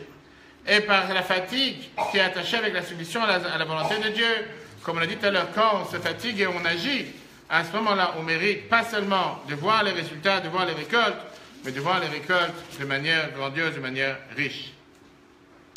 Oui, question? Savez-vous, hein? Jérémy, tu veux prendre, c'est pas des joints, ce que tu veux, c'est important. Manger des fruits, il y a même les kiwis, il y a même les fruits de la passion. Les fruits de la passion, c'est pour tous ceux qui veulent avoir beaucoup de passion dans la vie. C'est important d'en manger. Ils sont devant, passe à Jérémy, les fruits de la passion sont en face. Ok, chers amis, maintenant qu'on a compris ce rapport qu'il y a entre l'âme, les arbres et l'homme, deux merveilleuses histoires. Première histoire, c'était dans la ville de Leeds, en Angleterre. Il y avait le shliach du rabbi qui s'appelait le Rav Angelafi. Il est toujours là. Et lui, il voulait construire un nouveau betrabat, une nouvelle synagogue. Mais le problème, il est que quand il a acheté le terrain, il se retrouvait avec un monstrueux arbre fruitier qui était en plein champ, en plein cœur du terrain. Et on sait très bien que dans la halakha, on n'a pas le droit de couper là un arbre sans aucune raison. C'est pas simple de pouvoir couper un arbre. Cet arbre, même la mairie ne voulait pas qu'on coupe parce que c'était monument historique. Vous savez, des fois, vous demandez quand vous travaillez avec l'urbanisme, que Dieu vous en préserve, de ne pas avoir affaire avec des urbanistes, des fois, qui sont très compliqués.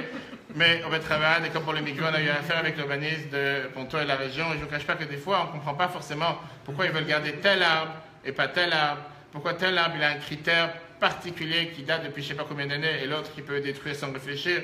Mais la Torah nous dit qu'un arbre fruitier, on ne peut pas couper. Okay. Donc il a écrit au rabbi, d'abord qu'il n'est pas sûr si cet arbre, c'est un arbre fruitier. On dit que c'est un arbre fruitier. Pour l'instant, il n'y a pas eu de fruits. Vous savez qu'on a ici un cerisier, par exemple, qui donne des cerises une année sur 2 ou une fois tous les 2 ans. Pas forcément peut savoir. Mais la mairie, en aucun cas, veut qu'il puisse détruire cet arbre. Donc le rabbi lui a demandé une question par réponse. Est-ce que c'est un arbre fruitier? Il dit, je ne sais pas. Je ne peux pas garantir, il faut goûter l'arbre, je ne sais pas comment on fait pour savoir. Aujourd'hui, je ne vois pas des fruits dessus, il n'y a pas de fruits, je ne peux pas dire clairement que c'est un arbre fruitier. Le lendemain qu'il a reçu la réponse, une tornade s'est abattue sur le champ, sur le carré qu'il a acheté, et à part la maison et tout le reste qui est resté, la seule chose qui a été déracinée, c'est l'arbre. Il y a un Dieu sur terre. Le rabbi s'en est chargé de faire en sorte que l'arbre ne dérange pas. La mairie ne voulait pas le toucher, mais la mairie n'a pas besoin de la mairie. Je ne cache pas que ça lui a coûté beaucoup moins cher que de faire venir des tronçonneuses et des jardiniers qui montent sur l'arbre et qui coupent en morceaux pendant 2 jours, et qui vous facturent qu'on va mettre en déchetterie, et qui vous facturent, des fois on fait tomber des arbres. Imaginez-vous que c'est toute une histoire, et où on va le mettre, et où on va le déposer. Dieu il a arrangé les affaires. Parce qu'en plus, quand ça tombe sur la voie publique, ça ne vous coûte pas 1 centime pour le défaire. Pas seulement que Dieu il a fait en sorte que l'arbre il est coupé, ça ne lui a pas coûté 1 centime, que l'arbre il est tombé sur la voie publique, ça coupe la rue, ça va, faut faire quelque chose. Et là, la même mairie qui n'a pas voulu l'enlever, parce qu'elle voulait construire une nouvelle synagogue, ils ont dû s'en occuper. Ça, c'est pour vous montrer comme quoi dans la vie de tous les jours, il y a un Dieu qui gère le monde, et il faut faire attention, pas faire de bêtises. Mais comme on a parlé de l'éducation, l'arbre, on dit que l'arbre est l'arbre des champs, terminons avec une merveilleuse histoire, avec l'enseignement qu'on a dit tout à l'heure par rapport à être soumis à la volonté de Dieu, et surtout comment réussir à faire pousser notre arbre convenablement. Il y avait une famille dans un quartier religieux. Il n'y a plus de passion. Passez la passion. Pourquoi passer pas la passion? Tout celui qui veut de la passion, il doit prendre les fruits de la passion. C'est le premier fruit de la passion. La passion, c'est très bien. Vous avez l'écouté en plus. Jérémie, la passion c'est mieux que les joints. Et si tu mets un joint dans la passion, tu vas avoir des joints passionnés. Tu sais que quand on prie la Hamida, on a l'habitude d'avoir les pieds joints. Sérieux, quand on prie tous les jours la Hamida, on a l'habitude d'avoir les pieds joints. Tu sais que ça veut dire les pieds joints? Collés. Bravo. Pourquoi? Tu sais pourquoi? Parce qu'on dit qu'on veut ressembler aux anges. Les anges, ils ont un seul pied, ils tiennent sur un pied. C'est comme les Esquimaux. Ah ben, regardons notre histoire avec l'éducation. Mais prends la passion, t'as pas la passion. Tu sais pas c'est quoi? Je t'ai dit, tu vas pas regretter. Deuxième, bravo. Ça se mange à la cuillère. Une famille qui habitait dans un endroit religieux et que malheureusement, ils ont subi une grande difficulté, une grande tristesse. Le grand garçon de la famille, qui avait 17 ans, il ne s'entendait pas avec les parents. Il a décidé d'abandonner la maison, de louer un appartement à Manhattan, partie de Brooklyn, avec quelques jeunes comme lui, pour faire la fête. Pourquoi faire la fête? Il s'est dit à la maison, il n'y a plus de vie, ça ne m'intéresse pas ce qui se passe à la maison, la religion, c'est pas pour moi, je vais faire la fête avec mes copains et laisse-moi tranquille. La mère de cet enfant, qui était très brisée, très affolée, ne savait pas quoi faire, elle a décidé de rentrer voir leur rabbi pour lui demander un conseil. C'est que samedi soir, on a l'habitude de raconter des histoires de tzadikim. Et elle a demandé au rabbi, elle voudrait savoir un conseil, comment faire pour faire revenir son fils à la maison. Un adolescent de 17 ans, qui quitte la maison parce qu'il ne peut plus supporter le milieu familial. Il va partir en Syrie, mais à côté, à Manhattan, et elle voulait savoir quoi faire avec lui.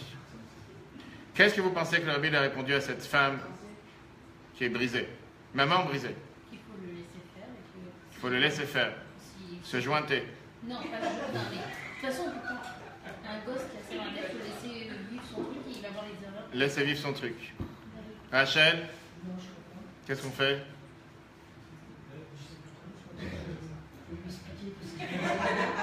D'accord, ça marchera. D'accord. Déborah? Déborah?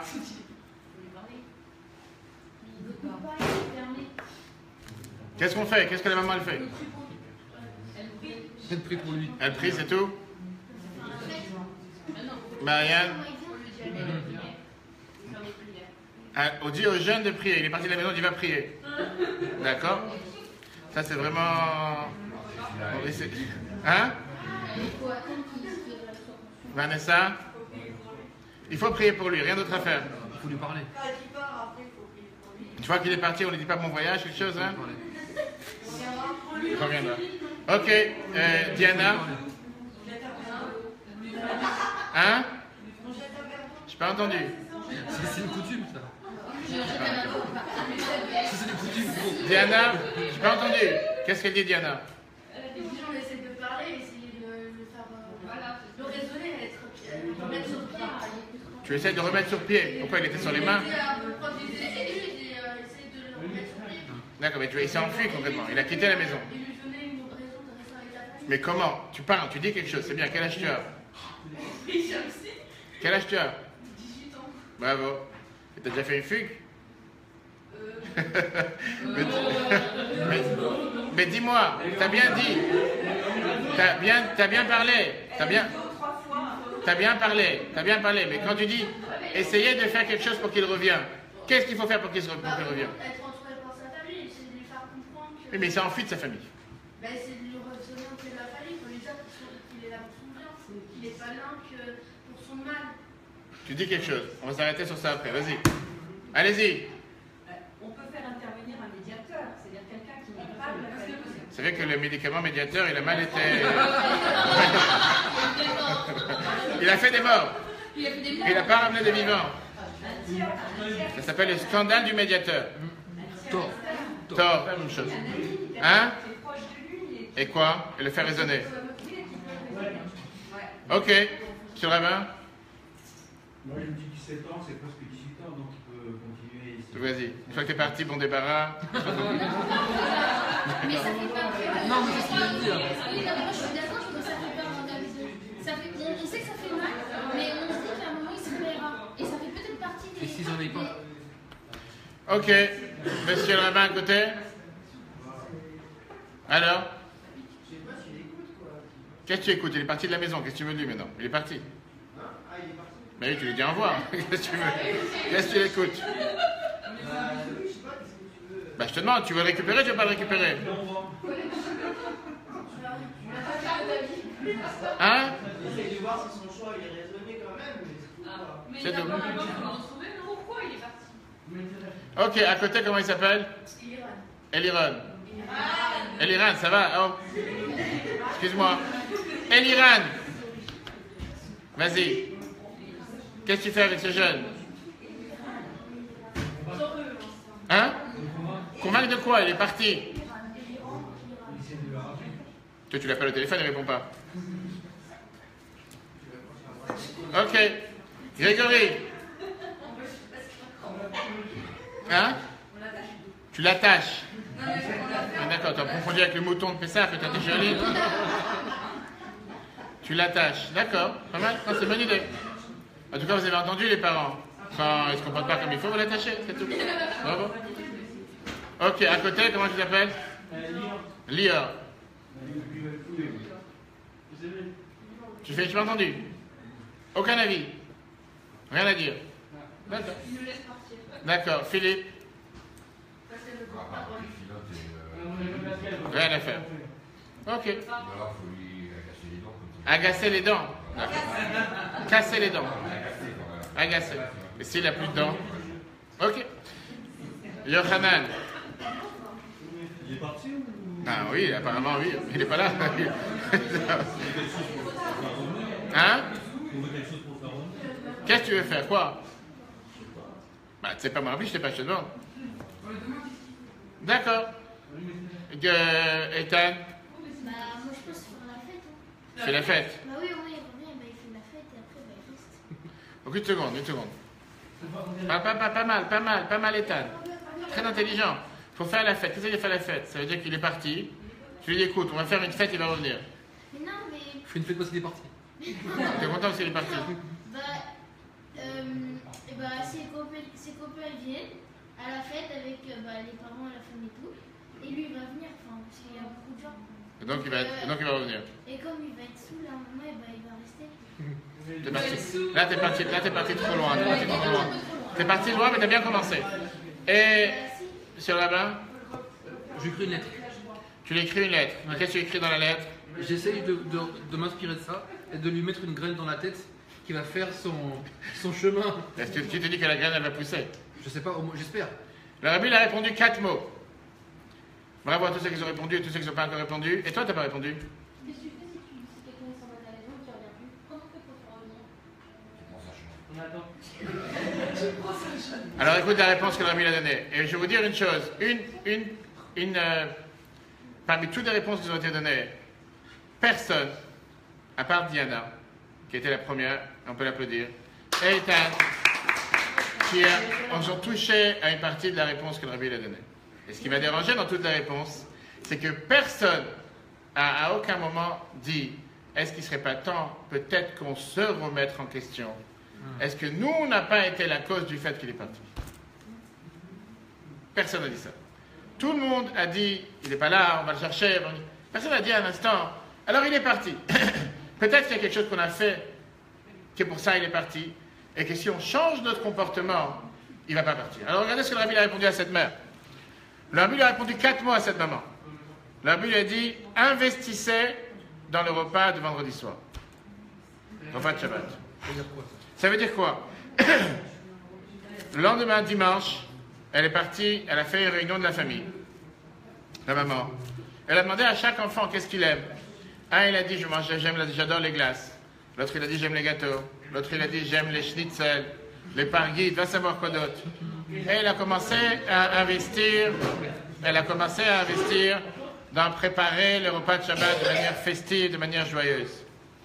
Mercredi, son mari a commencé à investir, à préparer des histoires pour raconter à table, préparer un discours, un mot de Torah, rendre l'atmosphère de Shabbat joyeux, rendre l'atmosphère de vendredi soir accueillant, chaleureux, amoureux, pardon, que tous ceux qui participent se sentent aimés, se sentent participer. La table, vendredi soir, il est revenu de la synagogue. La table était prête de manière joyeuse, festive. Chacun avait son moment d'histoire à raconter. Chacun avait son moment de gloire. Et le père et la mère avaient le monde entier présent pour leurs enfants. Ça a duré une semaine et une autre semaine. Chaque semaine, la mère, elle essayait de trouver quelque chose de nouveau dans le repas. Et le père essayait de raconter une histoire intéressante. Après quelques semaines, 7 enfants fugitifs qui s'étaient enfuis, fugueurs, qui s'étaient enfuis, a téléphoné à la maison, sans savoir ce qui se passait depuis quelques semaines. Et il parle avec les enfants, avec ses frères et sœurs. Il a dit, raconte-moi un peu des nouvelles après quelques semaines qu'il a perdu. Il ne voulait pas parler avec ses parents, mais il parlait avec ses frères et sœurs. Il a dit, racontez-moi qu'est-ce qui se passe dans la maison. Et les enfants qui lui disent, mais c'est incroyable. Depuis que tu es parti, il y a des miracles. Tout le temps que tu étais là, c'était l'enfer. Depuis que tu es parti, il y a des miracles dans la maison. Vendredi soir, c'est devenu l'endroit le plus réussi sur Terre, le plus joyeux sur Terre, le plus heureux sur Terre. Je te conseille vivement de venir un vendredi soir. Tu vas voir, tu n'as jamais vu une maison aussi heureuse, si joyeuse, avec des plats si chaleureux, si bons, avec des histoires si intéressantes, et chaque enfant qui a sa place. L'enfant, il a dit, ça vaut la peine que j'essaye. Le vendredi soir prochain, il était à la maison. Et à la fin, il est resté éternellement. C'est une histoire réelle qui s'est passée. On connaît la personne, on connaît la famille. Pourquoi il est parti? Et là, on peut débattre sur tout un autre sujet, mais rapidement sur un point. Combien d'enfants sentent que la religion est faite par force plus que par choix? Combien d'enfants sentent que c'est vendredi soir, il faut faire Shabbat, il faut faire le kiddush, mais ça ne me parle pas. Ça ne me parle pas, moi. Il faut aller à la synagogue, c'est qu'il faut courir. Ça ne me parle pas, ça ne me dit rien.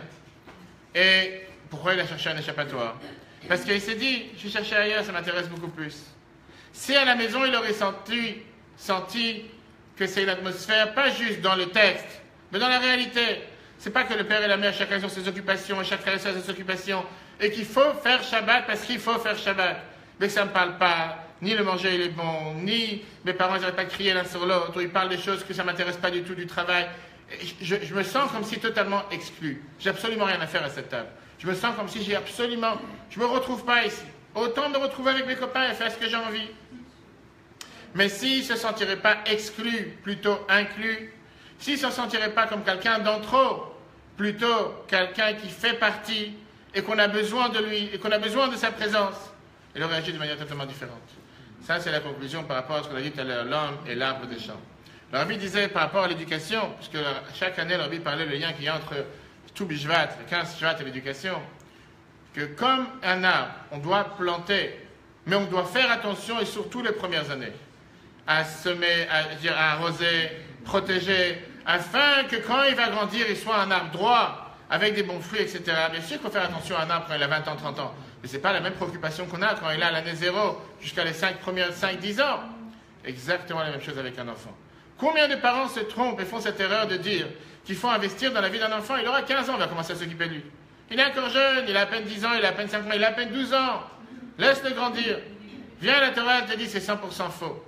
Si tu n'investis pas sur la graine depuis le jour 0, depuis le jour de la plantation, depuis le début de la conception, en s'assurant qu'elle a l'eau qu'il faut, qu'elle a le soleil qu'il faut, pareil pour l'être humain, pareil pour l'enfant, en s'assurant de le guider, pas forcément téléguider, mais le guider à chaque instant, montrer le bon chemin, montrer comment faire, avec joie, avec enthousiasme, comme on a dit tout à l'heure, pas faire les choses par force, pas faire les choses parce qu'on n'a pas le choix, mais parce que c'est une vraie joie, et une joie qui ressent que ses parents, ils sont joyeux avec ce qu'ils font. Les deux parents ensemble, pas je fais la religion parce qu'il faut la faire, mais je le fais parce que c'est le plus beau cadeau que Dieu nous a donné, la plus grande joie que Dieu nous a donnée. On est garanti d'avoir des enfants qui sont heureux et qui sont joyeux. Personne ne dit le contraire, c'est ce que j'ai en train de dire. On n'est pas en train de dire c'est Shabbat, viens t'asseoir. Parce qu'un enfant va te dire c'est Shabbat, j'ai des autres choses à faire, beaucoup plus important que ça. Et ça, c'est l'histoire de cette semaine, de cette histoire. Chers amis, voilà ce qu'on a appris ce soir sur le 15 Shvat. Que Dieu fasse qu'on puisse prendre avec nous toutes ces bénédictions. Comme l'envie disait, celui qui n'a pas encore mangé les fruits du Bijat peut continuer ce soir, demain, manger tous les jours qui suivent. Je rappelle à tout le monde que demain matin, nous avons le minyan 9h30 et une Brit Mila juste après. On a besoin de la présence de chacun des hommes, surtout pour le minyan. J'espère qu'il y aura minyan, mais sinon, chacun peut être présent. Et bien sûr, tous les autres cours dans la semaine, demain matin, vous aurez la vidéo en ligne, comme chaque dimanche matin à 9h, avec la paracha de Yitro. Mais pourquoi Yitro, ce fameux prêtre non-juif, a décidé de venir et de se joindre au peuple juif? Qu'est-ce qu'il a cherché? Qu'est-ce qu'il a entendu? Très riche, très passionnant. Et surtout, cette semaine, c'est une semaine importante. À la fin de la semaine, c'est la Estir, la Eloula de la femme du Rabbi, la Rabbanit Chaim Mushka. On va entendre en parler dans la semaine. Shavua Tov à tous. Très bonne semaine et à très bientôt.